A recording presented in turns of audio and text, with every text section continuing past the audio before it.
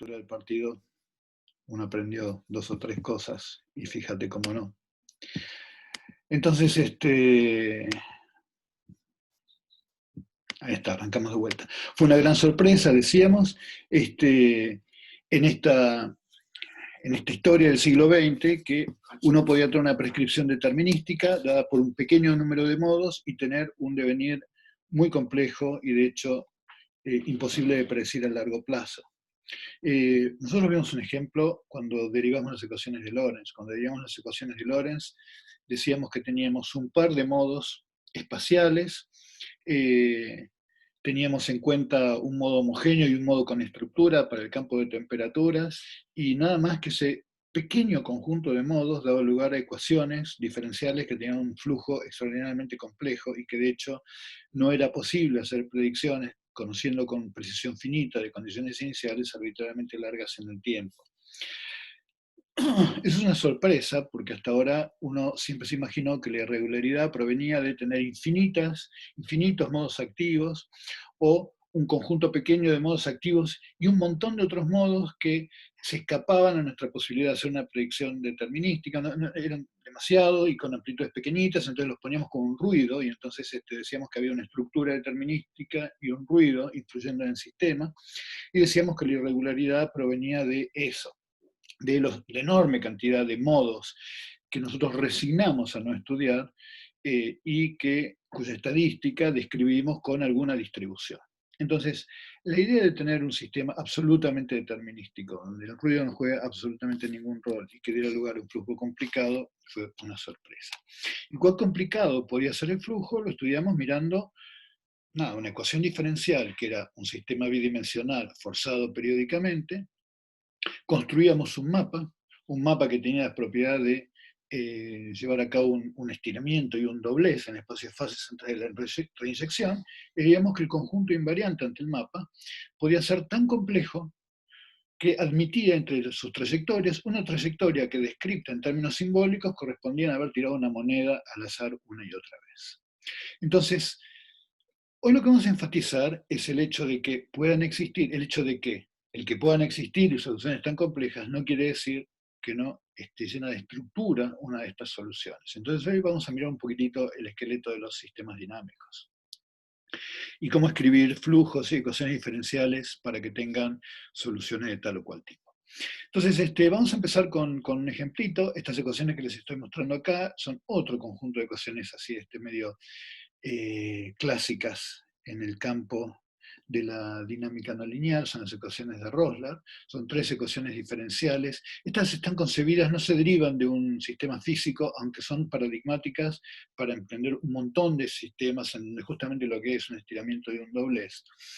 Son sistemas que son en casi todos lados lineales, pero tenemos un término cuadrático por aquí. Y si uno en estos parámetros integra las ecuaciones diferenciales, lo que se encuentra es una solución así extraordinariamente complicada. Una solución que no se cierra nunca sobre sí misma. Esto no es un transitorio, uno puede esperar un largo transitorio, la dibuja y va a tener un atractor que tiene la misma estructura. Y yo lo que quiero enfatizar es lo siguiente.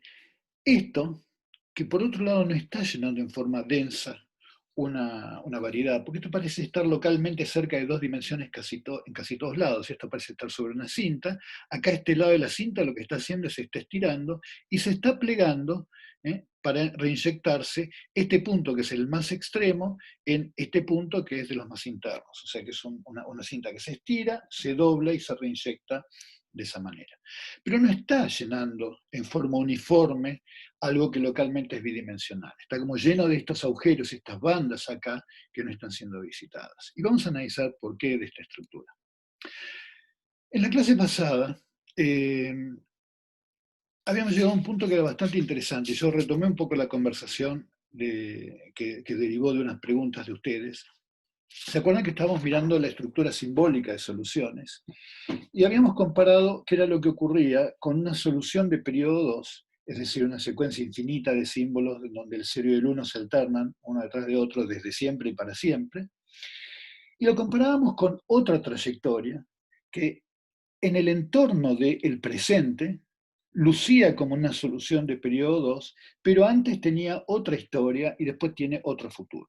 Es decir, esta es una solución de periodo 2 y esta es una solución que, vista en el presente, en su pasado inmediato y en su futuro inmediato, se comporta como una solución de periodo 2, pero luego hace otra cosa y venía de hacer otra cosa. Entonces creo que Rosario había preguntado, bueno, ¿eso cómo se veía en el espacio de fases? Bueno, la que era fácil de dibujar, una solución de periodo 2, sería un rulito así pequeñito que después sigue de un rulo largo. La otra solución entonces es una solución que lo que decíamos era que durante cierto tiempo se mantenía cerca de la solución de periodo 2, cerca de la solución de periodo 2, por ahí llegaba a repetirse en este caso más de una vez, de estar cerca de la solución de periodo 2, pero después, entonces hasta acá se está comportando como la solución de periodo 2, o sea que está muy cerquita de la solución anterior, pero después, a partir de este punto que estoy dibujando acá, a partir de este punto que les estoy dibujando acá, lo que hace es, nada, en vez de irse al rulito chiquitito, por ahí se queda en el rulito grande y por ahí se queda en el rulito grande 2 o 3 veces. Entonces, esta solución es una solución que en su devenir, durante un cierto tramo de su historia, se parece a la solución de periodo 2. Entonces, imaginemos que una solución es una solución compleja, en donde yo voy teniendo símbolos que no se repiten nunca. El conjunto de símbolos es finito, de manera tal que las chances de, durante ciertos segmentos, ir pareciéndose a soluciones periódicas que coexisten en ese flujo es alta. Entonces, si uno extrae esos segmentos de esta solución, que es muy compleja, pero en donde durante cierto tiempo se está comportando como una solución periódica, lo que uno obtiene son trayectorias como las que les estoy mostrando acá.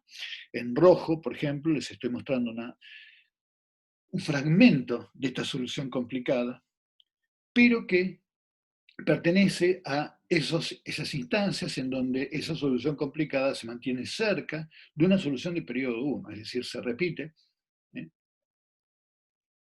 Después de dar una vuelta alrededor del agujero. Yo acá para hablar de mapas y vincularlos con el flujo tendría que cortar esto como con un planito y mirar las intersecciones. Entonces, esto que está acá no es una solución periódica, es un cachito de solución roja que estoy mostrando acá, que es un flujo muy complicado.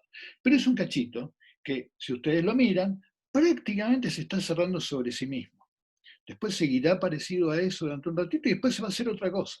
Pero durante un determinado fragmento dejó el hecho de que tiene que coexistir con un montón de órbitas periódicas una asignatura en la morfología del atractor. O sea que este atractor no es estar dando vueltas a la marchanta, sino andar esquivando muy sigilosamente infinitas órbitas periódicas que están coexistiendo en el espacio de fases.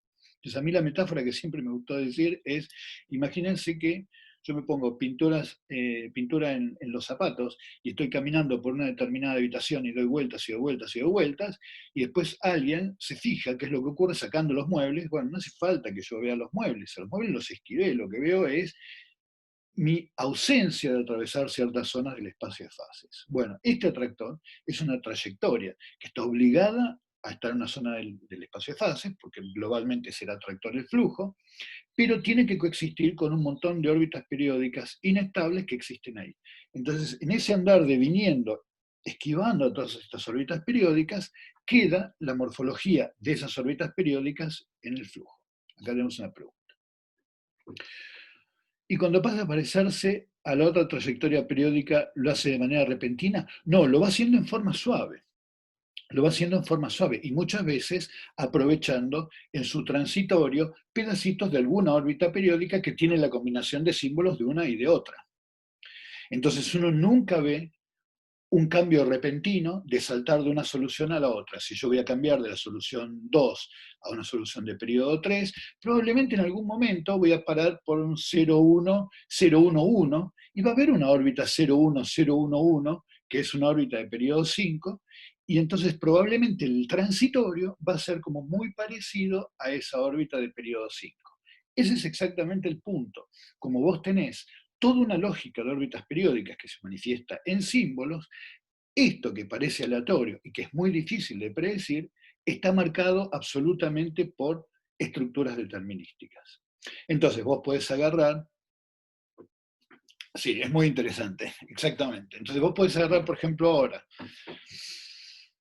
otro fragmento que casi se repita sobre sí mismo, pero después de visitar una órbita de periodo 2. Entonces buscás dentro del atractor si hay algo que después de 2 vueltas casi se cierre sobre sí mismo. Y eso es lo que les estoy mostrando, por ejemplo, en la curvita azul. Ahí tenemos una órbita de periodo 2, una órbita de periodo 2.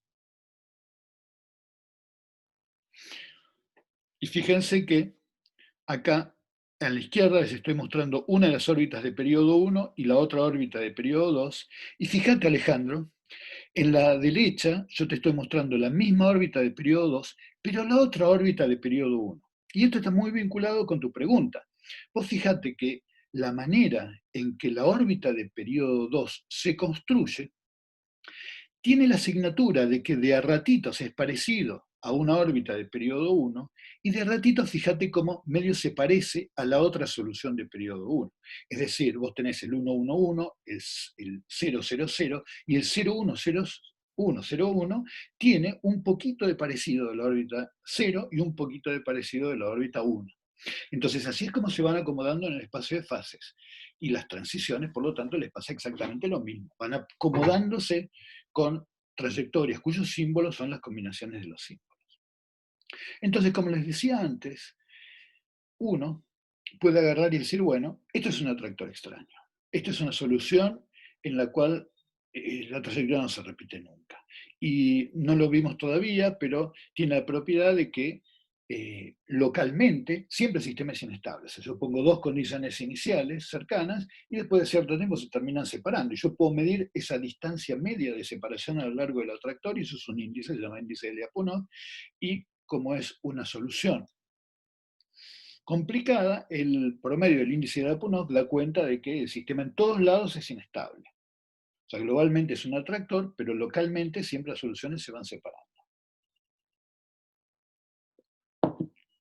Muy bien, entonces yo podría decir, con esa estructura tan compleja, hay muy poco que yo pueda decir. Tengo un sistema determinístico que me dio una solución caótica, esto es impredecible en largo plazo, soné. Bueno, no es tan así.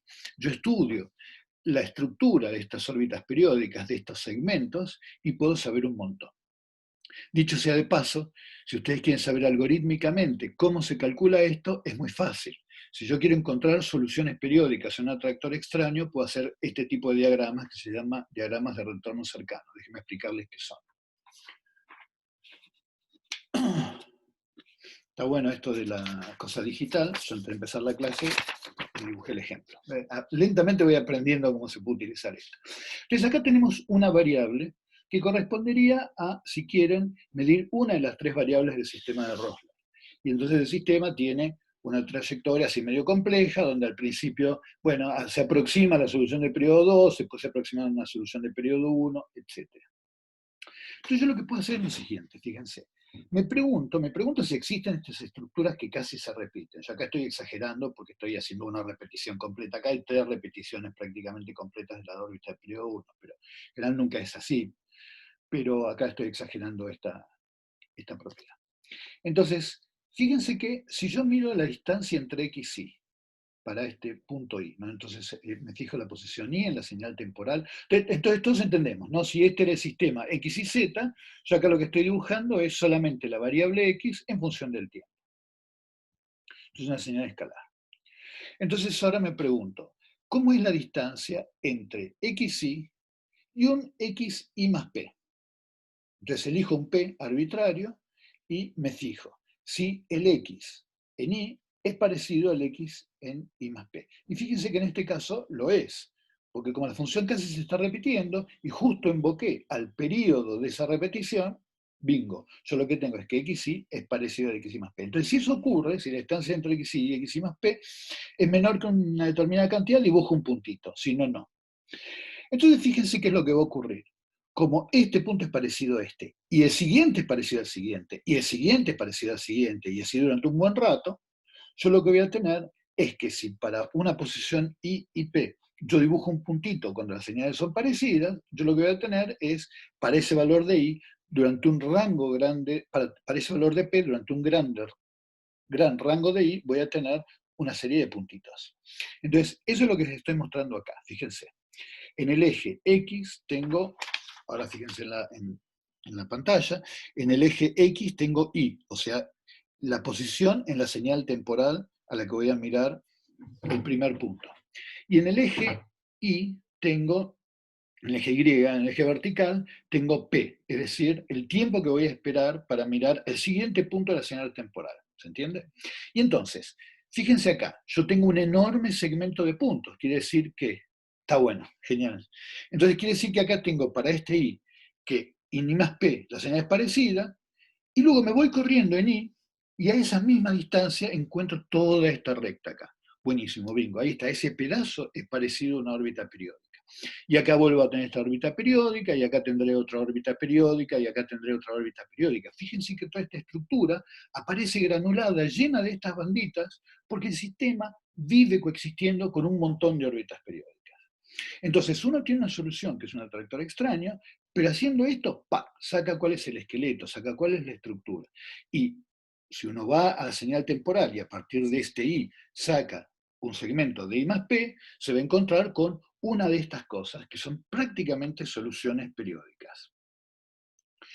Buenísimo. Una vez que uno tiene eso, lo que puede hacer es, en función de lo que les contaba la clase pasada, caracterizar cómo se organizan en espacios de fases. Una manera es ver cómo se enroscan unas con otras. Hay un montón de índices topológicos que se pueden calcular. Cómo se anudan, si estamos en espacios tridimensionales, cómo se linkean, bueno, no sé, para caracterizar órbitas periódicas hay todo un zoológico de índices que depende de qué están haciendo, la dimensionalidad, etc. Pero, por ejemplo, en este caso, lo que estoy viendo es cómo se linkean estas órbitas periódicas. Entonces agarro y digo, bueno, reconstruí un pedacito que parece una órbita de periodo 1, reconstruí otro pedacito que parece una órbita de periodo 1 distinta. Estaría hablando de, por ejemplo, esta órbita de periodo 1 que está así, y esta órbita de periodo 1 que está así. Después encontré una órbita de periodo 2, fenómeno, agarro la órbita de periodo 2, y en este caso también agarré otros fragmentos de periodos 3. Y me fijo cómo se linkean unas con otras. Entonces fíjense, por ejemplo, esta órbita de periodo 1. Ah, buenísimo, ahora vamos a ver esta pregunta, Agustín, está buenísima. Déjame que termine esto y te la contesto. Entonces, por ejemplo, esta órbita de periodo 1...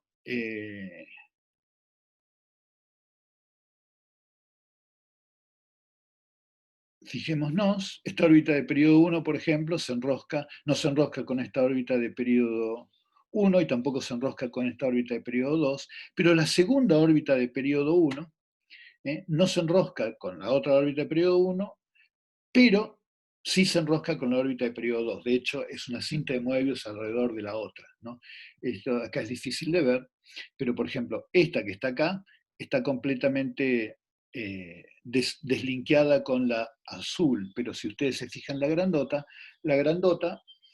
es el centro de una cinta de Moebius que tiene al azul por borde, entonces se manifiesta en cómo se linkea. Acá, Agustín me hace una pregunta que es si sirve hacerlo no solo en X, sino también en Z, por ejemplo. Y esa es una gran pregunta, es una pregunta tan importante que le vamos a dedicar una clase entera a ese problema. En realidad, yo te lo pondría a contestar así. En términos de cómo buscar órbitas periódicas, sí. Si vos tenés las tres variables medidas, podés buscar tus órbitas periódicas en cualquiera de las tres. Porque por definición, por ser órbita periódica, tiene que ser periódica en las tres variables. Entonces, cualquier variable que vos tomes te sirve para encontrar las órbitas periódicas.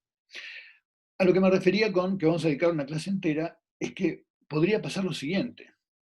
Podría ser que en tu experimento una sola de las variables sea accesible. Y eso es lo que nos pasa a todos los que trabajamos en ciencias naturales, en física, en biología, en geofísica, en química, en lo que sea. Nunca se nos es dado, o pocas veces se nos es dado, el privilegio de tener un experimento tan bien pensado, tan afortunado y qué sé yo, en donde uno pueda medir todas las variables pertinentes del problema. Nunca, Nunca, olvídense, no le va a pasar nunca, le va a pasar una vez en sus carreras.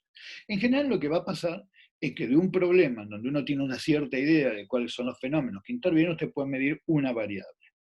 Y van al laboratorio y la pueden medir, instalan su laboratorio o se asocian con un experimental que puede medir esa variable y hacen todo lo posible a partir de esa variable. Entonces, una pregunta prima hermana de la de Agustín es si esto de encontrar órbitas periódicas yo lo puedo hacer con cualquier variable, sí. Por definición de lo que es una órbita periódica, yo lo voy a encontrar en cualquier variable. Pero si yo mido una variable, ¿cómo me doy cuenta de toda esta estructura topológica? Y eso se llama teoría de embedding, si no es toda una clase a ese punto. ¿Cómo hacemos cuando queremos hacer algo de este estilo, pero tenemos una sola variable? Sí, es muy interesante. Entonces, ¿qué pasa si tenemos otro sistema? Y acá tenemos el famoso sistema de Lorentz. El sistema de Lorentz es un sistema en donde también tenemos tres variables, también está lleno de linealidades y tenemos un par de linealidades, el xz en la segunda ecuación y el xy en la tercera ecuación. Pero sin embargo, cuando yo miro la estructura de un atractor de Lorentz, y acá estoy mirando las soluciones para estos valores de los parámetros en el sistema de Lorentz, y yo extraigo órbitas periódicas, acá tenemos una órbita de periodo 3, otra órbita de periodo 3, una órbita de periodo 4, podría haber extraído las soluciones de periodo 1, que son como circulitos que están metidos por acá, y una solución de periodo 2, que es como el borde de esta antifaz. Si yo hago la misma tabla, lo que me encuentro es lo que les decía en la clase pasada, que la organización de las órbitas periódicas es cualitativamente distinta. Yo acá también tengo soluciones de periodo 1, tengo soluciones de periodo 2, pero ahora si yo veo cómo se linkean las soluciones de periodo 2 con las soluciones de periodo 1, para ambas soluciones de periodo 1, por ejemplo, la solución de periodo 2 no se linkea. Es decir, estos dos atractores son atractores extraños. Si yo miro propiedades locales de cómo son de inestables, lo que es el índice de Lyapunov, los dos me van a dar que son muy complicados. Los dos me pueden dar el mismo valor de índice de Lyapunov. Los dos me pueden dar, ahora vamos a ver cómo se calcula una dimensión fractal, y sin embargo el esqueleto de estas órbitas es distinto. Entonces el esqueleto es distinto, los sistemas son inequivalentes. Bueno, ¿cuáles son las cosas que uno mide cuando uno tiene uno de estos sistemas? Bueno, no vamos a tirar tampoco todas las herramientas que hemos aprendido a lo largo de la carrera de estudiar sistemas lineales. Lo primero que uno hace siempre es ver la transformada de Fourier de una señal, es una vieja estrategia que no falla nunca, siempre nunca nos deja totalmente a pie. Todos conocen la transformada de Fourier, es agarrar la señal e integrarla con un kernel que es e a la i omega t. Entonces yo lo que veo es, esencialmente la pregunta acá es, yo agarro una base, que es el conjunto de oscilaciones, y la receta de reconstruir la solución, ¿cuánto tiene de cada ingrediente? Donde cada ingrediente es una solución armónica de distintas frecuencias. Entonces, ¿cuánto tengo que poner de ingredientes para reconstruir una función muy parecida a la original? Y la receta queda descrita en lo que llama el espectro, que me dice para cada uno de las frecuencias, que son los ingredientes que yo tuve que poner, cuál es la cantidad de tacitas y cucharitas que tuve que poner de cada una de esas componentes. Entonces, si uno hace eso, por ejemplo, acá tenemos, ¿se acuerdan el ejercicio del láser que les había mostrado con modulación de pérdidas de la clase pasada? Bueno, esto son señales que provienen de ese experimento. Esta es la intensidad. En este lado es la intensidad. Sobre esto no les quiero hablar ahora, se los voy a hablar cuando hable de embeddings. Entonces, esta es la intensidad.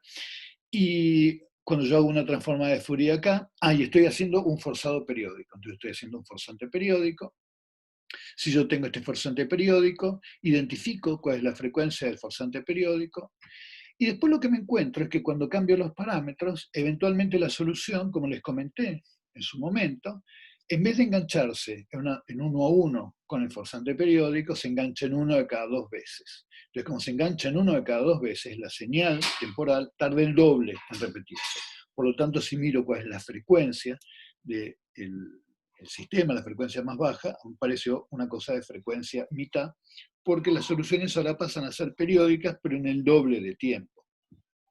Acá lo que estamos mostrando, dicho sea de paso, es la sección en función del tiempo. Hago una inspección de la intensidad en función de una inspección estroboscópica cada periodo del forzante, y acá esta solución periódica se transforma en un único puntito. Acá lo que tengo es una solución de periodo 2, dijimos, porque se repite cada 2 periodos del forzante, y por lo tanto lo que tengo es que el sistema va alternando entre valores, tuki, tuki, tuki, tuki, tuki. Lo que tengo es esta solución de periodo 2.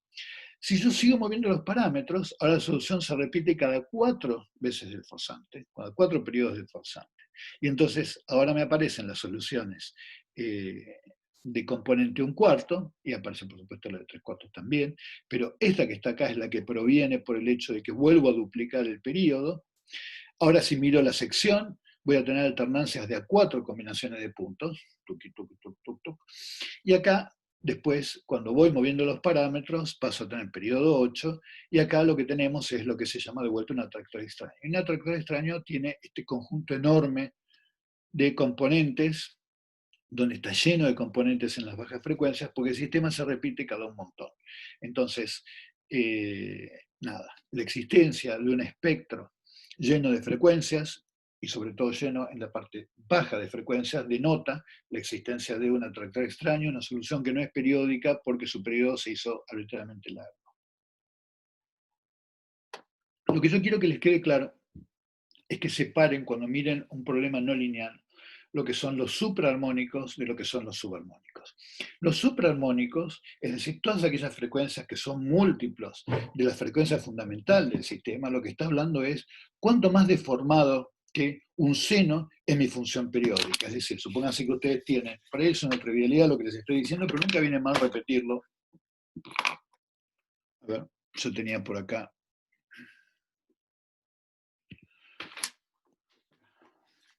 Entonces, si uno tiene una solución sinusoidal y uno estudia el espectro de Fourier,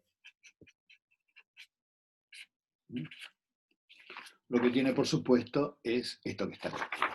Ahora, si yo lo que hago es tener una solución del mismo periodo, pero que tiene una pinta en la cual yo claramente me estoy, por efectos de lo que sea, la no linealidad del problema, lo que sea, estoy deformando la solución, si el espectro si el periodo es el mismo, yo lo que voy a ver es que en ese caso la modificación del espectro se va a dar en los supraarmónicos del problema. Ahora, si yo lo que tengo es que de mi solución periódica, en donde tenía mi frecuencia omega 0, yo sufro, esta es mi solución periódica, una duplicación de periodo, voy haciendo una transición hacia una dinámica más compleja, esto se va a manifestar en que no es la formita de esa solución periódica, sino el tiempo que tarda en repetirse la señal. Y si el tiempo que tarda en repetirse la señal aumentó, eso se va a manifestar entonces en picos que son subarmónicos del problema. Entonces, cuando uno quiere mirar la complejidad de una solución, no se fija en los supraarmónicos del problema, se fija en los subarmónicos, que son los que tienen registro de que el sistema tardó mucho tiempo en repetirse. ¿Qué tal vamos hasta acá? ¿Vamos bien? Bien, genial. Buenísimo. Otro aspecto que creo que alguien me mencionó, yo no me acuerdo si había sido, si fue Valentín, alguien me mencionó sobre la medida del conjunto de Cantor. Si siempre son números enteros. Bueno, ahí está. Entonces, buenísima la pregunta. Cuando vos tenés que te enganchás en lo que se llama un subarmónico, esto es una pregunta re interesante. Suponete que vos agarrás y tenés un forzante periódico. Si vos tenés un forzante periódico, tu solución, como bien sabemos, salvo que vos estés en una frecuencia muy parecida a la frecuencia natural del sistema, en cuyo caso se va a enganchar en un periodo 1, le pueden pasar muchas cosas. Vos podés tener, por ejemplo, que te enganches en un subarmónico, es decir, vos estás forzando una frecuencia y te enganches a un medio. o a un cuarto, o a 3/4. Entonces, ahí lo que haces es te enganchas en una solución periódica que es un subarmónico de la solución anterior. Y la existencia de estos subarmónicos como soluciones atractoras es típicamente la asignatura de tener un sistema no lineal. Pero también te podés enganchar en lo que llaman soluciones cuasiperiódicas, es decir, soluciones en donde vos tenés tu frecuencia y la frecuencia a la que el sistema te responde es una frecuencia que no es un racional respecto de la anterior. Entonces, cuando vos mirás el espacio de fases, te llena completamente un tono. O podés encontrarte con una solución que cuando vos golpeás al sistema, no se repite nunca en un atractor extraño. Entonces, todo ese zoológico de cosas, la podés describir en términos de un diagrama de bifurcaciones, en donde, por ejemplo, si vos tenés la frecuencia de tu sistema, entonces vamos a poner acá, suponete que la frecuencia de tu forzante sea omega sobre el omega 0.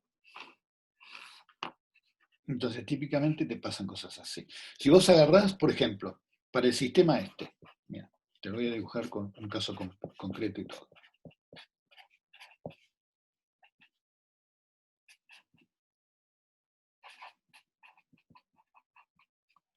Suponete que agarramos el sistema, en donde lo que tenés es una bifurcación de Hopf, la forma normal, y lo pateas periódicamente. Vos tenés una frecuencia, que es la frecuencia natural de tu sistema, que es lo que viene dado por la parte imaginaria del autovalor acá, y tenés tu frecuencia de forzante, que es la que 2π sobre el periodo de este forzante es esta frecuencia de forzante. Entonces lo que tenés es que si vos agarrás y tenés una frecuencia de forzante muy parecida a la frecuencia natural del sistema, se te engancha una solución de periodo 1. Si vos agarrás ahora el sistema y suponete que el sistema tiene una frecuencia natural así, y vos lo querés forzar al doble, o sea que la frecuencia del forzante es un medio, perdón, la frecuencia del forzante es 2 veces, entonces eso me voy a hacer solo. La frecuencia del forzante es 2 veces la frecuencia natural, el sistema no se te va a enganchar en esta frecuencia rápida. Lo que va a hacer es, como te dije varias veces, se va a enganchar en una solución que es de periodo 2. Entonces hay todo un rango del espacio de parámetros, acá entonces está el cociente de las frecuencias, acá está la amplitud, en donde vos lo que tenés es que te enganchás ahora a una solución de periodo 2. Es muy interesante, y no vamos a tener tiempo de hacerlo, pero si vos estudias los mapas asociados y ahora te preguntás, che, ¿y qué pasa en el medio en el espacio de parámetros? Es muy interesante porque la solución más grande en el espacio de parámetros entre una solución de periodo 2 y de periodo 1 es una solución de periodo 3. De hecho, uno puede definir un número que es el número de rotación, que te dice cuánto... Espera que me están haciendo... No, no me están haciendo. Uno puede decir un número de rotación, P sobre Q, que define cuántas veces doy vuelta en términos de la fase del forzante respecto de cuántas veces da vuelta el sistema respecto de lo que era su agujerito propio. Y entonces, si vos tenés este número de rotación que va a valer 1 para la solución de periodo 1 y un medio, no solamente la solución más grande en el espacio de parámetros va a ser una de periodo 3, sino que esos números de rotaciones van a ser la suma de Faraday de los dos. Esto va a ser el número de rotación 2/3. Y muy interesante, entre las 2/3 y un medio vas a tener una que es 3/5, y entre esta que está acá y esta que está acá, una que es 3/4. Y hay toda una estructura de lenguas de Arnold donde están las distintas soluciones periódicas. Esto no lo vamos a llegar a ver, pero es muy bello. Y separando los bordecitos de estas lenguas, lo que tenés son soluciones cuasiperiódicas. Vos fíjate que este es el problema, primo hermano. ¿Se acuerdan cuando empezamos en la primera clase de todas que dijimos, tenemos un problema en donde tengo un forzante y un sistema que se bloquea a él? Y dijimos, eso lo vamos a describir en términos de tita punto igual a omega menos el seno de una fase, qué sé yo, phi menos tita, y decíamos que phi punto era igual a un omega 2. ¿Se acuerdan de este problema? Y decíamos que había teníamos un parámetro acá gamma, Y decíamos que teníamos un rango de frecuencias, de tunings entre las frecuencias, en el cual, dado un gamma, yo tenía un loqueo. Y decíamos que este loqueo era como una lengüita, en términos de las frecuencias. Teníamos el de tuning, teníamos acá la amplitud, y teníamos una lengüita que teníamos acá. ¿Qué pasaba en los bordes? En los bordes ocurría que esto no se podía loquear más, y teníamos que la diferencia de frecuencias crecía homogéneamente, ¿se acuerdan? Era un drift. Bueno, el borde de estas lengüitas es una solución en donde la diferencia entre las dos ya no está fija y entonces no son enteros, y lo que tenemos es que se barre un torito. Entonces, este problema lo que tiene es una alternancia entre soluciones en donde lo que tenés son subarmónicos, que son números enteros, zonas donde lo que tenés son frecuencias irracionales, y después si vos te vas arriba en términos de forzante, típicamente te aparecen las duplicaciones de periodo, el periodo 2, cuadro, etc., y las soluciones caóticas. Entonces, cuando vos me preguntás si en las transformadas de Fourier te vas a encontrar solamente en números enteros, eso depende si vos estás en una zona del espacio de parámetros donde tenés soluciones que son subarmónicas, soluciones periódicas que son subarmónicas. Pero podés entrar en zonas donde tenés soluciones caóticas, zonas donde tenés soluciones casi periódicas, y ahí los que tenés son que los cocientes de las frecuencias que te aparecen no son racionales, o caóticas donde te aparece toda una banda que está ahí. Entonces, la estructura del espacio de Fourier va a estar dependiendo en qué zona del espacio de parámetros estás.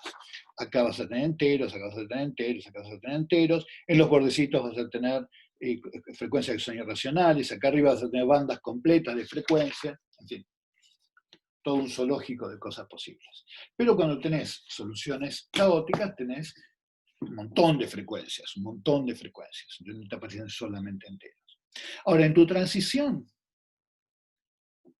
es muy rico este programa.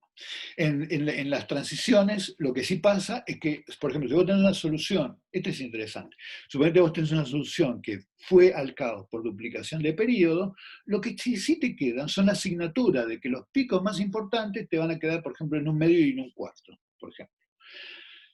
Entonces, si bien te aparecen un montón de frecuencias, vos mirando fijo el espectro de Fourier decís, sí, está bárbaro. Pero esto viene de la duplicación de periodo, un periodo 3. ¿Por qué? Pues si te aparece lo un tercio y lo un sexto y después un montón de cositas, decir, esto quedó asignatura de que la forma básica es un periodo 3 que fue duplicando el periodo.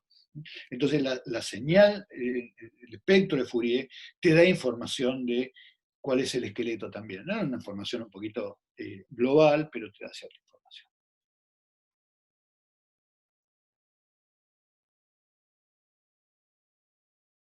Entonces, bueno, pero mira, Facundo, lo que sí es importante es esto.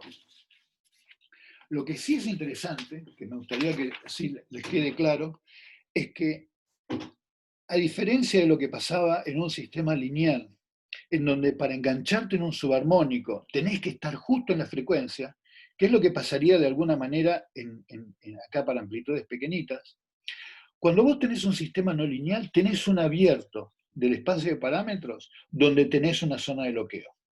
Entonces, si bien es cierto que vos, digamos, acá estás pegándole al sistema con deltas de una determinada frecuencia o con funciones sinusoidales de una sola frecuencia, las zonas donde te bloqueas pueden ser abiertos del espacio de parámetros. ¿Okay?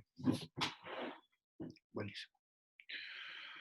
Bueno, genial. Vamos a ver otra manera de caracterizar estos conjuntos, una manera que estuvo muy de moda al principio y fue muy, muy appealing, que tiene que ver con las dimensiones fractales. Esto no se hace habitualmente, pero por cuestiones históricas es lindo de ver. Fíjense que cuando nosotros estudiamos la estructura del conjunto invariante de la herradura de Smale, dijimos que eran cuadraditos entre cuadraditos entre cuadraditos, y yo mencioné el conjunto de Cantor, muchos de ustedes no lo conocían. Entonces déjenme presentarles este objeto nuevamente, muy rápidamente, para aquellos que no lo conozcan. Es un objeto que se construye iterativamente. ¿Okay? Entonces, ustedes tienen que pensar que voy a estar describiendo el proceso, pero que el conjunto está definido por el límite de ese proceso. ¿Okay? Entonces el proceso para construir un conjunto de Cantor es agarrar un intervalo cerrado, el 0, 1, y sacarle un abierto del medio, entre un tercio y el 2 tercios. Ese es el primer paso, que es este que está acá. Y después lo que hago es iterativamente a cada uno de los segmentos que tenía acá hacerle exactamente lo mismo, sacarle el tercio del medio como un abierto y que me quede este conjunto cerrado, cerrado, cerrado, cerrado, y esto ad infinito. Entonces, este conjunto es un conjunto raro. Fíjense que acá les repasé un poquito por qué. Es un conjunto pequeño en cuanto a si yo considero su longitud, porque inicialmente era 0,1, pero lo voy quitando un tercio, después lo voy quitando otro tercio, etcétera, etcétera, etcétera. Entonces, lo que me queda, que son 2 tercios a la n, eso tiende a 0. Entonces, uno describe eso diciendo que es un conjunto de medida nula. Lo llenó de agujeros, sacó. Ahora, es no vacío, ¿ok? Fíjense que está en un conjunto compacto, queda como un polvito, exactamente, es una gran descripción. Es como si fuera un polvito granulado, es un polvito granulado. Dice, y fíjense que además está incluido en el conjunto 0,1 que es compacto. Fíjense que es no numerable, o sea que podemos agarrar y, claro, fíjense. Por otro lado, miren qué interesante es esto. Yo cada vez que estoy sacando cosas, estoy sacando un conjunto abierto. Entonces siempre me están quedando conjuntos cerrados. Finalmente lo que yo tengo es un conjunto de puntos que como conjunto tiene tantos puntos como el conjunto original. ¿Ok? No es numerable, ya que podemos...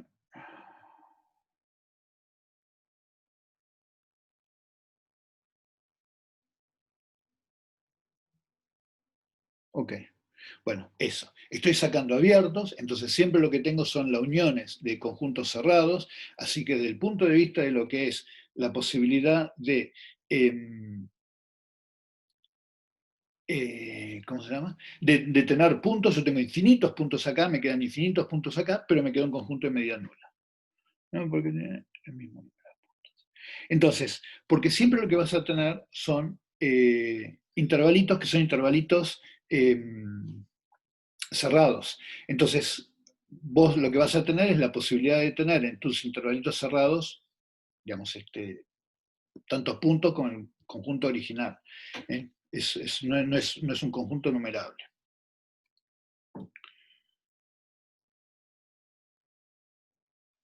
Pero tiene medida nula, lo llenaste de agujeros. Esa es la contradicción que tiene este conjunto y lo que lo hace como un conjunto tan atractivo. ¿Cómo podemos describir que esto, que siempre va a ser una unión de conjuntos cerrados, es decir, conjuntos que tienen infinitos puntos, porque cada conjunto cerrado tiene infinitos puntos, cómo podemos describir que está lleno de agujeros? Y ese es el desafío que tenemos.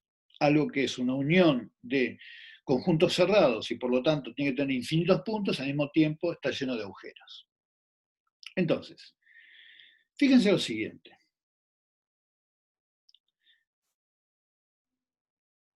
Nosotros queremos definir un número que describa, por un lado, que lo estoy llenando de agujeros.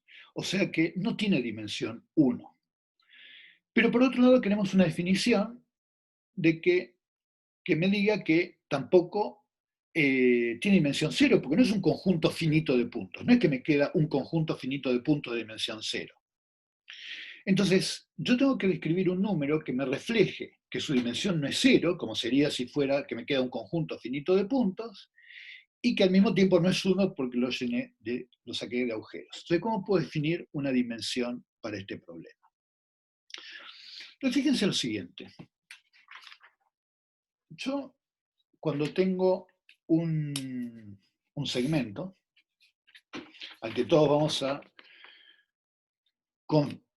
coincidir que va a tener dimensión 1, lo que puedo hacer es definir un proceso por el cual digo, bueno, lo voy a llenar de cajitas de tamaño epsilon, esto inicialmente está entre 0 y 1, y voy a contar cuántas cajitas yo necesito de tamaño epsilon para cubrir el conjunto. Entonces fíjense que yo voy a necesitar 1 sobre epsilon cajitas. Necesito 1 sobre epsilon cajitas. Si yo tomo un cuadrado, y quiero decir que tomo un tamaño unitario, que sería un cuadradito de tamaño épsilon, cuadradito de tamaño épsilon, y me pregunto cuántas tejitas de estas necesito para cubrir esto, yo voy a necesitar 1 sobre épsilon cuadrado de tejitas. Y si yo tomara un cubito, que es algo de dimensión 3, y quisiera, digamos, cubrirlo con cubitos del lado unitario épsilon, del lado épsilon, yo necesitaría 1 sobre épsilon cubo cubitos. Entonces, para definir que esto tiene dimensión 1, esto tiene dimensión 2 y esto tiene dimensión 3, yo podría agarrar y decir que defino a la dimensión como el límite del logaritmo del número de cajitas de tamaño épsilon que yo tuve sobre el logaritmo de épsilon. Entonces, si yo hago esa cuenta de contar cuántas cajitas yo necesité dividido el logaritmo de la unidad de medida de la cajita, en este caso que está acá, fíjense que me va a quedar 1, en este caso 2 y en este caso 3. Porque tomar el logaritmo de este n me va a dar menos 3 sobre el logaritmo de épsilon. Entonces lo divido por el logaritmo de épsilon, entonces este me queda menos 3, menos 2, menos 1. Entonces es un número que yo creo que no provoca demasiado ruido, es un número que me permite operativamente definir una dimensión para este conjunto. Si yo aplico esa misma definición a este conjunto, la cosa se pone interesante, porque fíjense, ¿cuántas cajitas necesito yo para cubrir a esto? Entonces lo que digo es, en la primera etapa de la construcción voy a utilizar 2 cajitas cuyo tamaño es 1/3. En la siguiente etapa de la construcción del conjunto voy a poner 4 cajitas de tamaño 1/9. Como está saliendo el sol, voy a tener que cerrar esta ventana. 4 cajitas de tamaño 1/9. En el paso enésimo voy a tener 2 a la n cajitas de tamaño 1 sobre 3 a la n. Entonces, si yo ahora me pregunto por la cuenta esta que tenía acá y calculo la dimensión del conjunto como menos el límite cuando el épsilon tiende a 0 del logaritmo del número de cajitas o el logaritmo del tamaño de la unidad de la cajita, lo que me va a dar esto es un número que es 2/3. Bueno, mejor dicho, el logaritmo de 2 sobre el logaritmo de 3. Entonces, esta es una manera de definir un número que nos da cuenta de que un conjunto de Cantor, que es un conjunto de medida nula, pero que tiene infinitos puntos y no es numerable, tiene una dimensión que es menor que 1, pero mayor que 0. Entonces, esta definición de dimensión, si uno la aplica a un toro, le va a dar dimensión 2. Si uno se lo aplica a una órbita periódica, le va a dar dimensión 1. Si uno lo aplica a uno de estos conjuntos, haciendo la construcción iterativa, de agarrando cajitas y hacerlas cada vez más chiquititas, y a la trayectoria que uno tiene, ir llenando el espacio de fase de cajitas, la idea es que todos estos agujeros que describíamos al principio de la clase, todos estos agujeros, todas estas banditas que tenemos acá, van a dar lugar a que la dimensión calculada algorítmicamente de esta manera no va a ser 2, como hubiera sido si esto fuera realmente un disco, una cinta, y que se pliega sobre sí misma, o si fuera un toro, ni va a ser 3, sino que va a ser algún número. Y tampoco va a ser 1, porque no es una trayectoria periódica. Si ustedes hacen esta definición con una trayectoria periódica, con esta de acá, deciden que van a tomar banditas y van a contar cuántas banditas necesitan. Entonces toman segmentitos, ¿no? Entonces acá toman segmentitos, tuqui, tuqui, tuqui, van tomando segmentitos y dicen, bueno, ¿cuántos segmentitos pongo de tamaño épsilon? Y lo hacen para épsilon cada vez más chiquitito. Y cuentan cuántos n tuvieron que hacer, le van a dar que eso converge a 1. Ahora, ustedes tratan de hacer eso con esto, Y van a ir tomando sus parchecitos y cubitos, y van a estar tratando de ver con cuántos cubitos ustedes cubren todo este conjunto, y a medida que los cubitos se les hagan más chiquititos, lo que van a obtener es que la dimensión de esto es una dimensión que es más grande que 1 y probablemente menor que 2. Esto habitualmente no se hace. O sea, yo se los doy por razones históricas, por si llegan a escuchar dimensión fractal, y no se hace por un muy buen motivo. No se hace por un muy buen motivo, y ese buen motivo es que esto, ante el ruido, es el extremo inferior. Es una tecnicalidad y nada. Operativamente vos agarrar el logaritmo del número de cajitas sobre el logaritmo del tamaño de la cajita.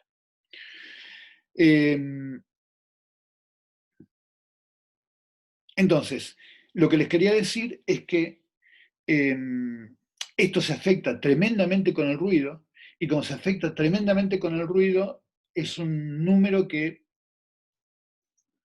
tuvo razones históricas. Fue muy interesante descubrir que había objetos que digamos, no eran ni toros, ni eran soluciones periódicas, pero se ha visto cada barbaridad hecha en términos de caracterizar una dimensión fractal, y porque estaba mal calculada, porque estaba afectada por el ruido y demás, se llegaba a la conclusión de que era un conjunto, un atractor extraño, que es un número que quedó como, nada, unas razones históricas. Como, dicho de otra manera, como uno sabe que el mapa de Poincaré de un conjunto que tiene un stretching folding, no tiene un conjunto invariante, que es un conjunto de cajitas dentro de cajitas dentro de cajitas, quedó como una conceptualización útil para entender el grado de complejidad del conjunto invariante, pero como número a caracterizar para una señal temporal, nunca intenten hacerlo, pues es una pérdida máxima de tiempo. Rosario, ¿y la máxima dimensión es 3? ¿Se complica pensar que tenemos? Entonces, claro, bueno, entonces tu dimensión, en estos casos donde el flujo original era 3, o sea, vos tenías que originalmente partir de un conjunto de ecuaciones diferenciales que eran 3 ecuaciones diferenciales, ahí sí lo máximo que puedes tener es 3.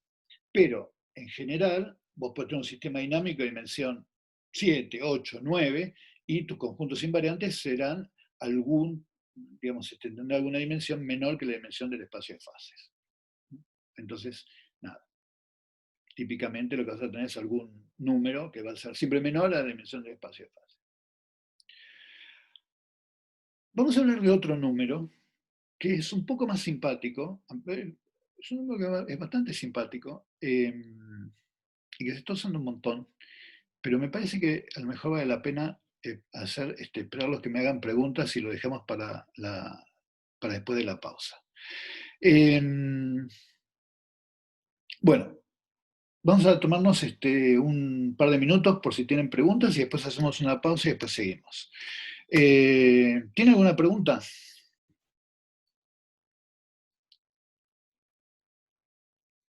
Yo no me quiero meter con ninguno de estos temas muy en profundidad, porque cualquiera de estos temas llevan bocha de tiempo. Lo que sí les puedo hacer es darles referencias que están buenas. Por ejemplo, para esto de estructuras y se les puedo mostrar acá. Déjenme darles las referencias en términos de los Broglys que están buenos para este tema. Los voy a abrir acá y se los voy a compartir.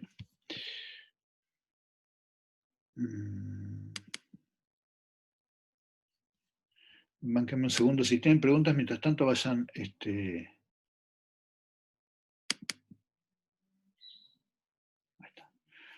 vayan escribiéndolas. Bueno, entonces, sobre el tema de análisis de señales temporales complejas, este libro que les voy a mostrar acá es un libro que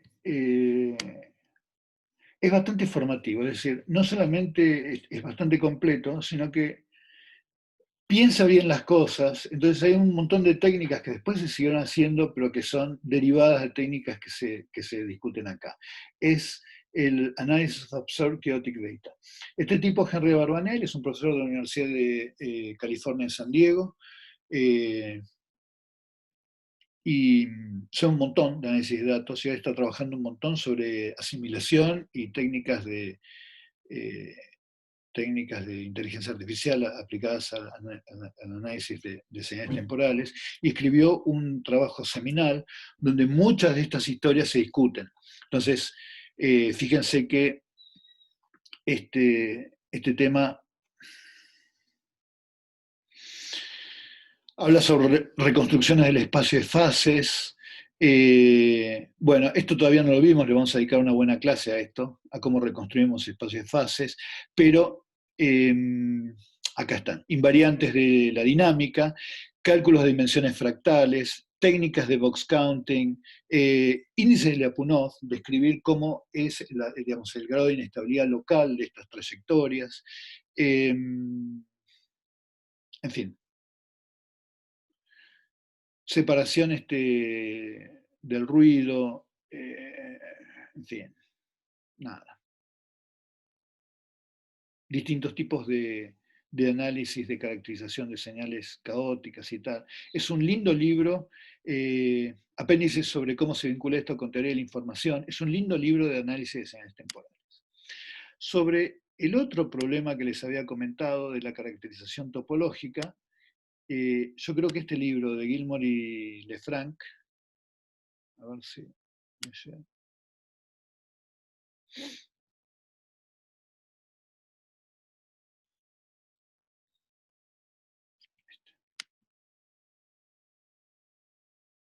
No sé si lo están viendo porque...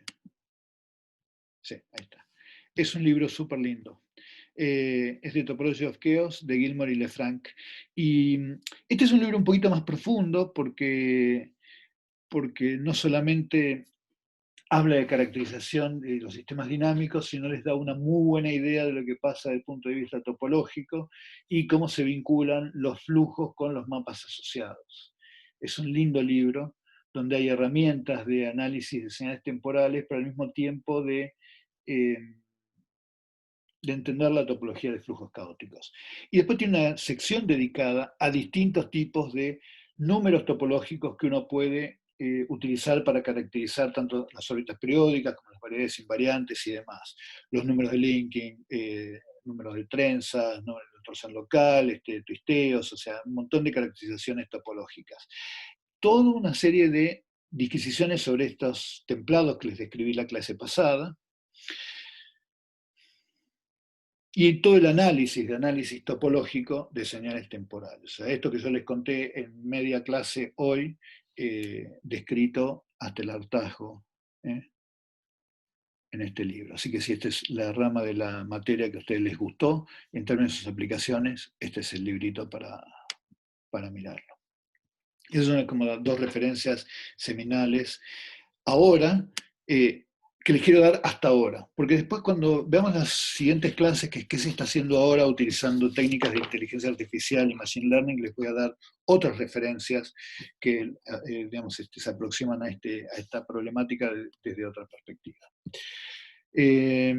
Bueno, hacemos una pausita entonces y seguimos dentro de 10 minutos. Buenísimo. Bueno, nos vemos en un ratito.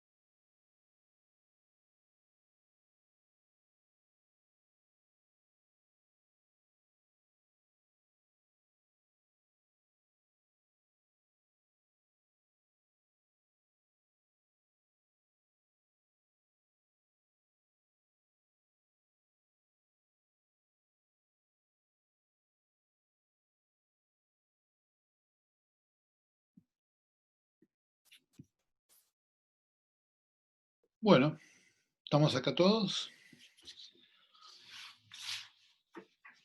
Buenísimo, buenísimo. Genial. Bueno, vamos a arrancar entonces. Hay un punto, un concepto que a mí me parece que está muy gracioso, muy bien definido y que tiene un montón de potencial y que se los quería comentar, eh, que es el siguiente. Fíjense que todos coincidimos o coincidiríamos con decir que un atractor extraño es algo complejo, que un patrón espacial con cierta grumosidad es un patrón complejo, pero el tema es cómo definir la complejidad. Y definir la complejidad es un problema bastante complicado, porque, bueno, nada, ¿a qué nos referimos con complejo? Todos tenemos una percepción de que es complejo, pero no es tan fácil ponerlo en números. Y un investigador español, hace unos años, Ricardo López Ruiz, tomando una idea de un italiano que se llamaba Tito Arecchi, construyeron un observable que está muy de moda, está muy revisitado y está bastante jugoso.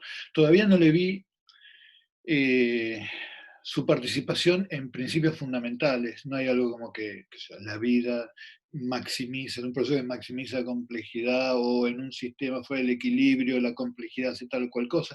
Si bien hay un montón de papers buscando por ese lado, pero es un concepto que a mí me parece muy gracioso, una definición que me parece muy graciosa. La idea detrás de esa definición es muy sencilla.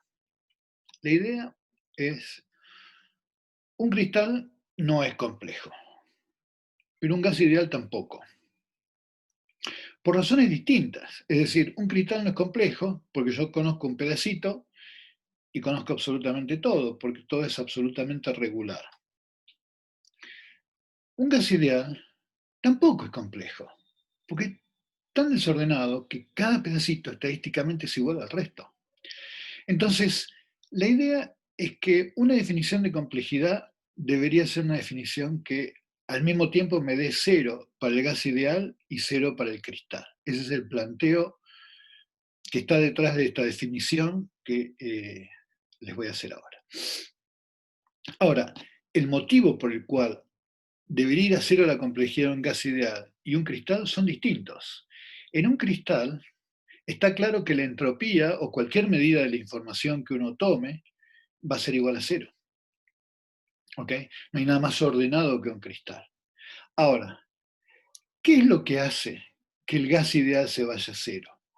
Bueno, el hecho de que cualquier distribución sensata que uno ponga va a plantear que el gas ideal está en una equipartición.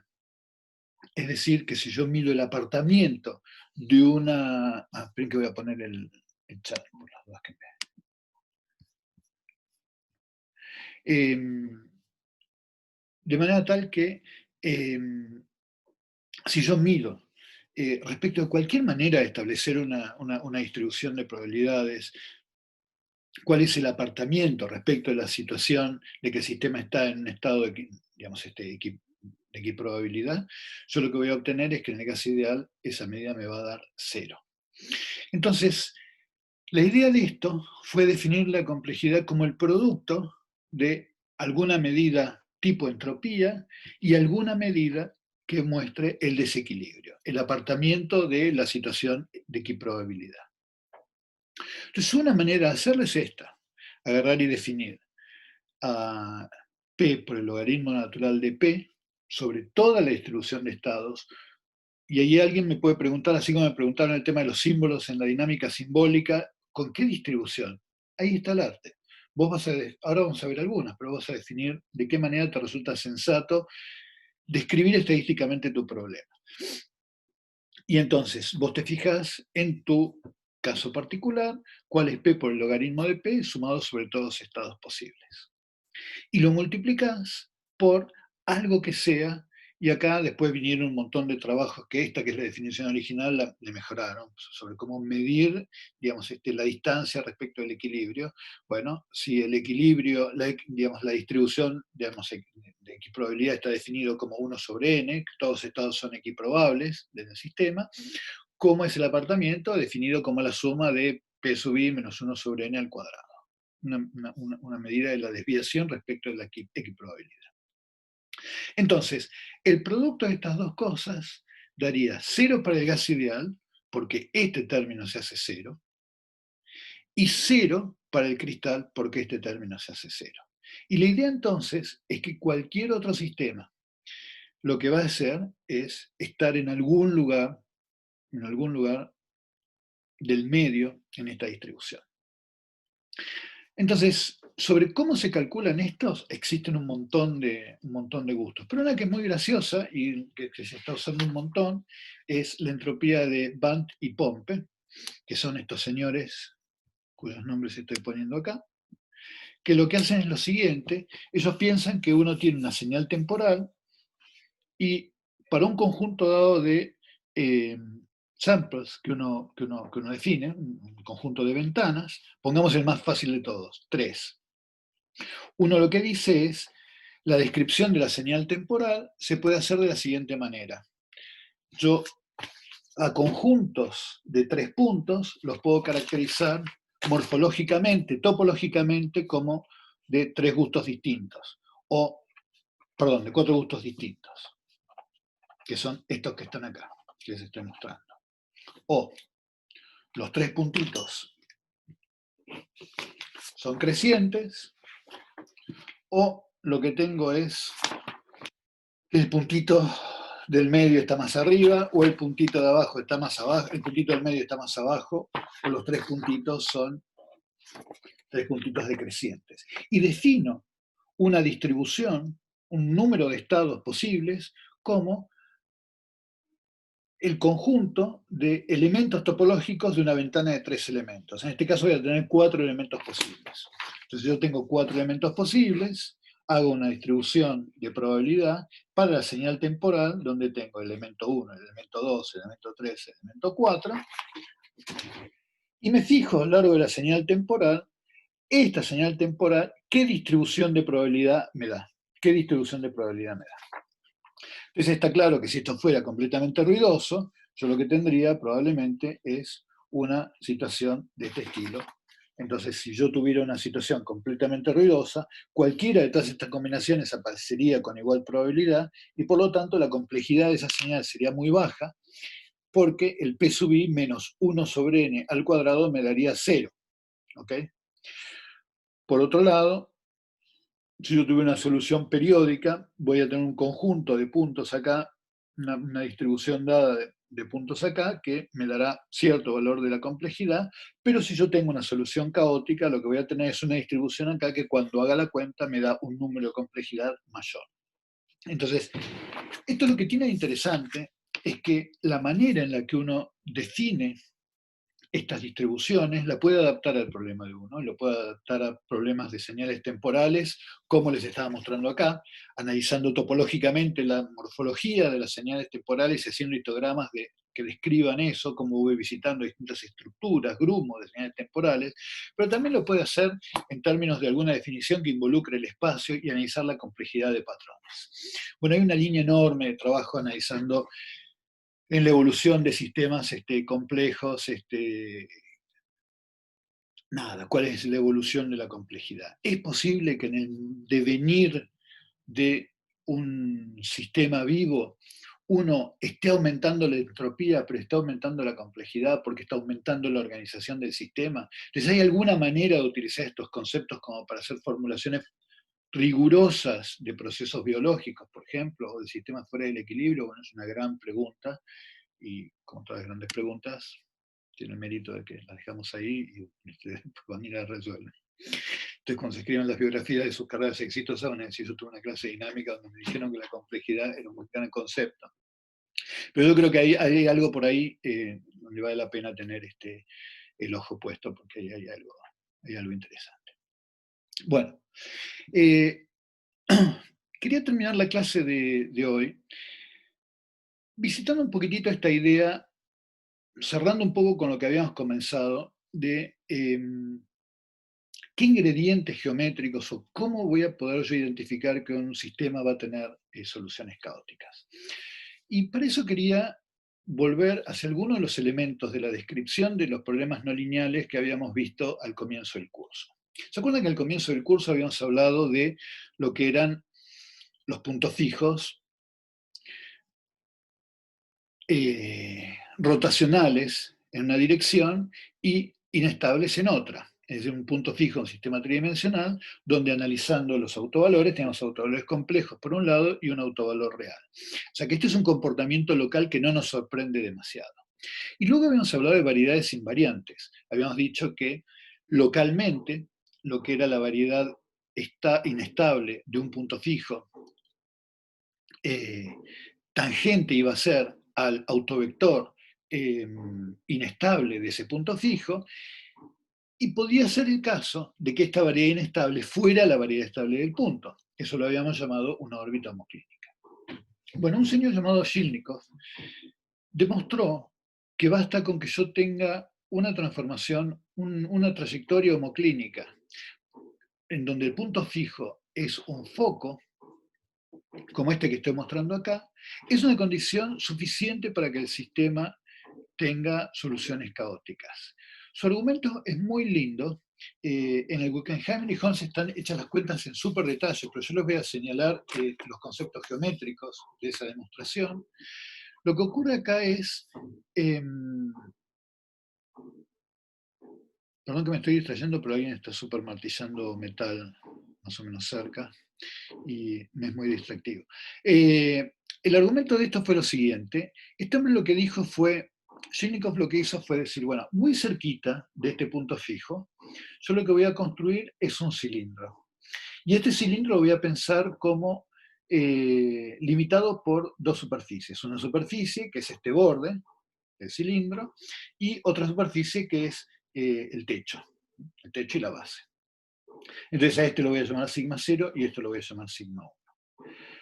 Lo interesante es que él dijo, bueno, yo voy a hacer un mapa de Poincaré que sea, qué es lo que pasa con sigma 0. O sea, cómo se mapea algo que pasa por sigma 0 en algo que se mapea por sigma 0. ¿Está bien? Pero él lo que dijo fue, bueno, ¿por qué? Porque lo que pasa en sigma 1 al volver por acá es simplemente transportar esa tapita y proyectarla. Esa es su idea.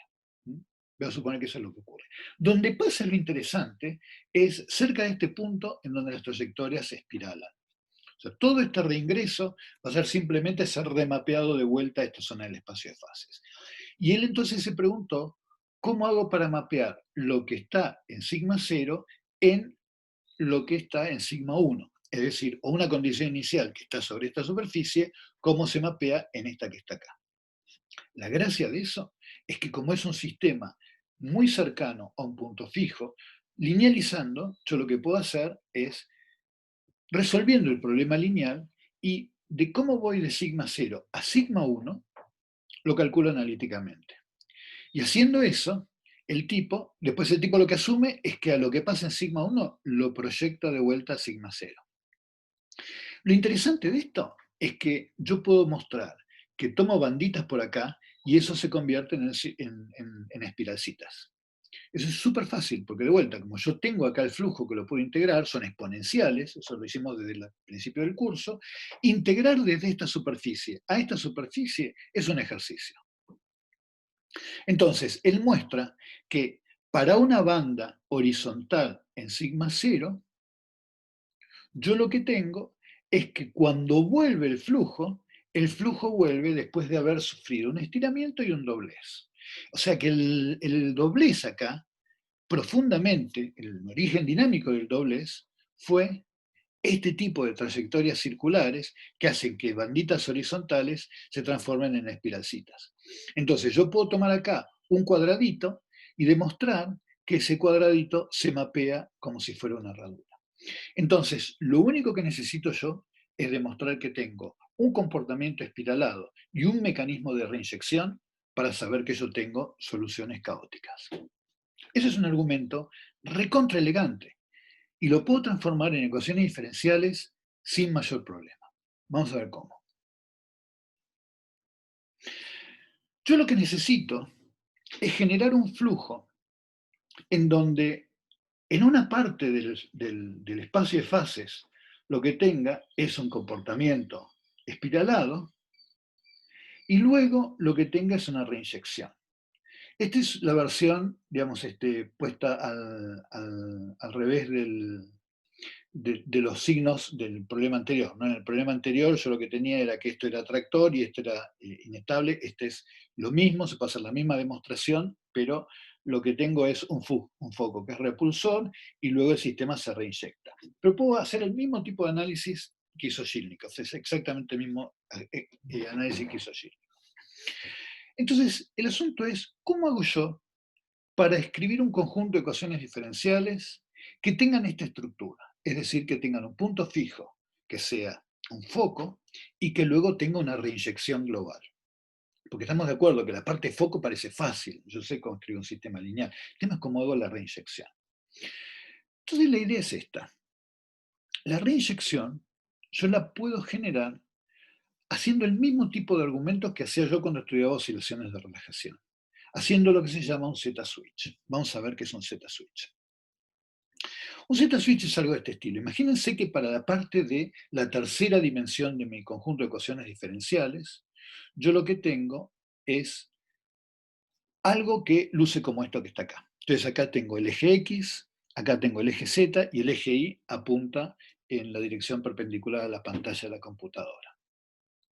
Entonces fíjense, yo necesito hacerlo, algo que tenga un Z de este estilo, y lo puedo hacer perturbando algo de este estilo. ¿Se acuerdan cuando nosotros hacíamos perturbaciones de diagrama de bifurcaciones? Y esto es re fácil de construir, porque fíjense, ¿qué es esto? Esto es poner un 0 en un z constante, un 0 en un z constante y un 0 en una recta. Entonces, si yo perturbo a este problema, puedo tener esto y tener para la componente z lo que se llama una z, un z-switch, un switch, ¿no? Donde tengo soluciones que viven en este espacio bidimensional XY, soluciones que viven en este espacio bidimensional XY, y que eventualmente puedo hacer circular. Entonces vamos a ver cómo sería tal conjunto de ecuaciones. Vamos a analizar esta que tenemos acá, la última, lo que yo llamo que es la clave del Z-switch. Primero pensemos que epsilon es igual a 0. Entonces fíjense, la ecuación de la tercera variable de mi sistema dinámico es z punto igual a 4 menos z al cuadrado por z más 2 menos mx más 2. Supongamos que m es igual a 1 para hacerlo más fácil. Entonces si m es igual a 1, yo lo que tengo es esto es z menos x.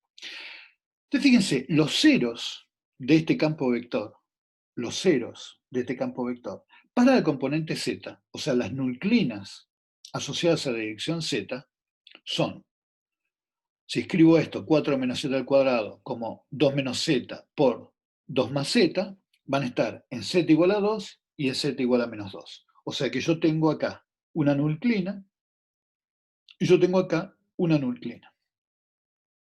Mi tercera nuclina es esta que está acá, que es z menos x, o sea que es esta recta que tengo acá. Es muy fácil el ejercicio de decir que si yo lo perturbo epsilónicamente con un término lineal, si el epsilon es mayor que 0, yo perturbo el sistema de esta manera.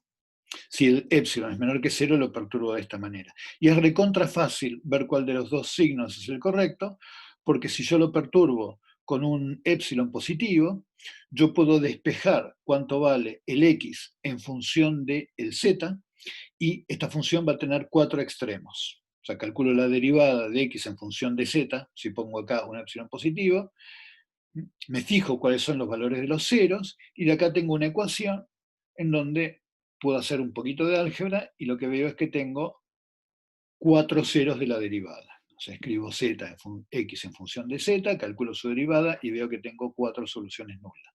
Mientras que si el epsilon es menor que 0 no tengo ninguna. O sea que si yo tengo este problema singular, ¿ok?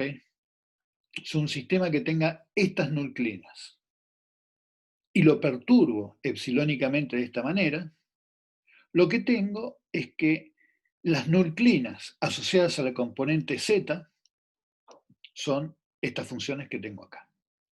¿Está bien? Ahora, viene la parte graciosa. ¿Qué pasa cuando yo estoy en esta rama de la nuclina? Cuando yo estoy en esta rama de la nucleina, primero, antes que nada, ¿me están escuchando? Porque están súper silenciosos. Ahí está. Genial. Ahí está. Fíjense qué es lo que pasa en esta rama de la nucleina. En esta rama de la nucleina, Z es igual a 2. Entonces, como Z es igual a 2, yo de todas estas ecuaciones que les puse acá, fíjense que cuando Z es igual a 2, este término es igual a 0, o sea que todo esto no va a estar. Cuando Z es igual a 2, todo esto que escribí acá no va a estar. Y lo que tengo entonces es, como Z es igual a 2, acá un numerito que es 4, y tengo un sistema dinámico que es una pavada, es x punto igual a menos x menos a e y punto igual a menos y menos b. Entonces, básicamente lo que estoy diciendo es que estoy dibujando, estoy escribiendo un sistema dinámico, lo estoy diseñando para que en esta parte, en esta superficie de z igual a 2, en esta superficie de z igual a 2, en esta superficie de z igual a 2, el sistema lo que haga es tratar de converger a un punto fijo que está por acá, está en el valor AB. O sea que yo dibujé un sistema dinámico recontra fácil, que trata de irse al AB, pero al AB lo pongo más allá de donde está el bordecito de esta superficie.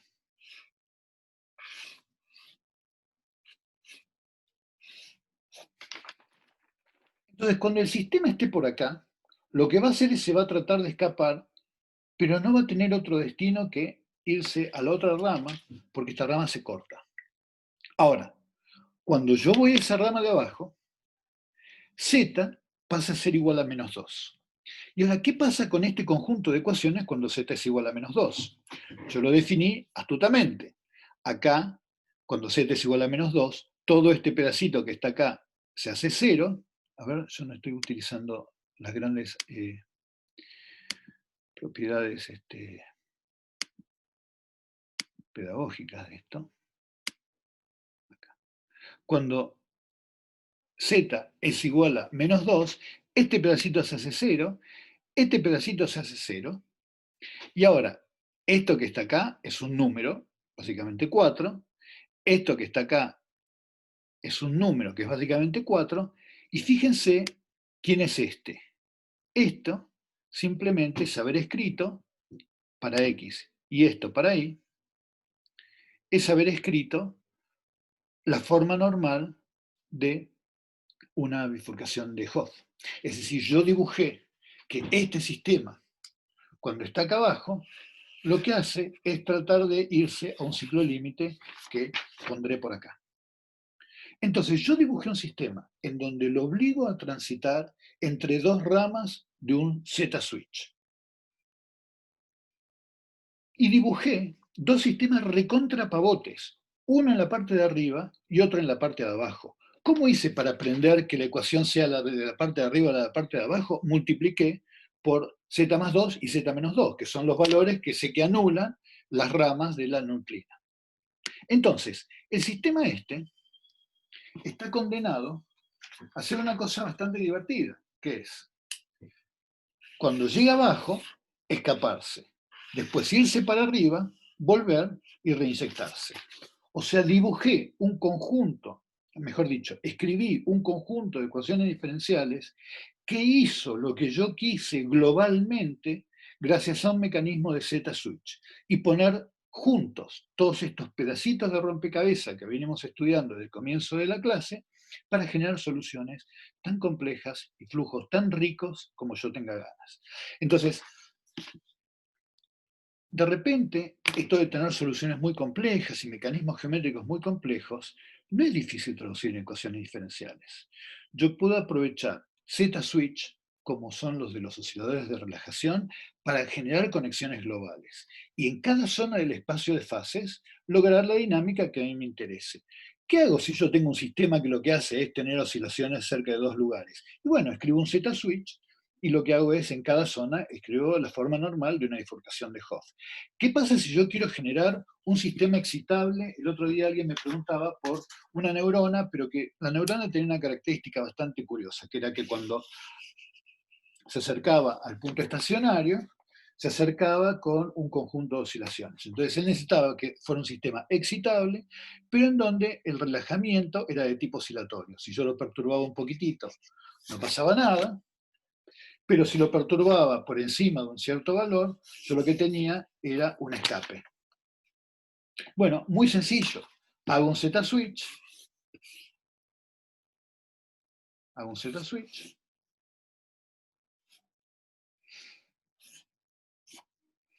Acá lo que hago es poner un punto estacionario separado por un shader que se va para acá. Y esto lo trato de hacer converger a un atractor de por acá. Entonces, hago un Z-switch y acá abajo lo que pongo es un atractor repulsor. Eso ustedes lo saben hacer con los ojos cerrados. Y acá lo que hago es poner que el sistema trate de converger a un punto fijo. Entonces, el sistema este lo que va a hacer es caer acá y caer al punto fijo. Y en principio se cae en el punto fijo, salvo que yo lo perturbe o le meta ruido, en cuyo caso supero a este ciclo límite, vengo por acá, hago la exploración y me pego el segundo pico. Entonces, ya sea porque uno tiene que construir sistemas excitables, atractores extraños, órbitas periódicas, soluciones con forma de ochito, en fin, lo que ustedes necesiten, la combinación de Z-switch y elementos dinámicos como los que venimos viendo al comienzo del curso son una buenísima solución para generar un sistema de ecuaciones diferenciales que les sirvan para el modelado. Eso además, en muchos casos, después les ayuda a entender si una ecuación que ustedes proponen tiene los elementos dinámicos que ustedes identifican. ¿Quién es el que está haciendo el Z-switch? ¿Quién es el que está proveyendo en la reinyección? Y generalmente el hecho de poder dibujar primero el campo vector, entender sus elementos dinámicos, les va a poder hacer reconocerlos en la ecuación diferencial original del problema con el que ustedes están lidiando.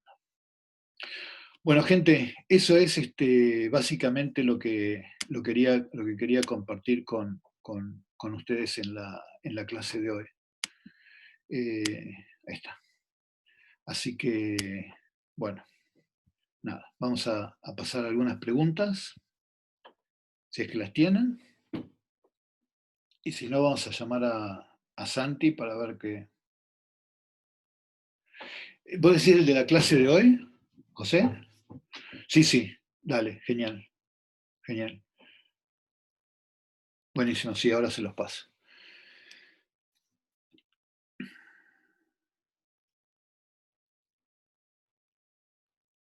Sí, a mí me parece que es súper interesante, está lleno de posibilidades. Muy lindo y muchos elementos lindos de modelado. Nosotros hay todo un capítulo de dinámica que no hicimos, que es el de estos sistemas derivados por ruido. Pero es bastante interesante. Con estos Z-switch uno puede armar estos sistemas que utilizan estos Z-switch para hacer grandes reinyecciones y dibujar la dinámica cerca de los puntos estacionarios. Y como el ruido uno lo va tirando, porque una de las grandes preguntas acá es, cuando uno tiene un sistema complejo, cómo identificar si el sistema es derivado por ruido o es un sistema determinístico. Y una de las claves de esto es la estadística de retornos. Entonces, si uno tiene que esto está derivado totalmente por sistemas determinísticos, la estadística de tiempos de retornos de estos picos es una, pero si uno lo que tuviera es que esto es un sistema, por ejemplo, excitable, que está siendo derivado por ruido y de tanto en tanto se pega sus escapadas, la estadística sería distinta. Entonces, si bien la estadística refleja el problema de que en un caso está derivado por ruido y en otro caso no, lo que también es cierto es que la estructura de distribuciones temporales está muy afectada por la parte determinística de la ecuación diferencial. Entonces, entender y tener un muy buen modelo para la parte determinística, aun si el sistema es derivado por ruido, es una cosa muy importante. Bueno, ¿alguna otra pregunta, gente? Bueno, entonces vamos a ver si lo tenemos a Santi dando vueltas por ahí.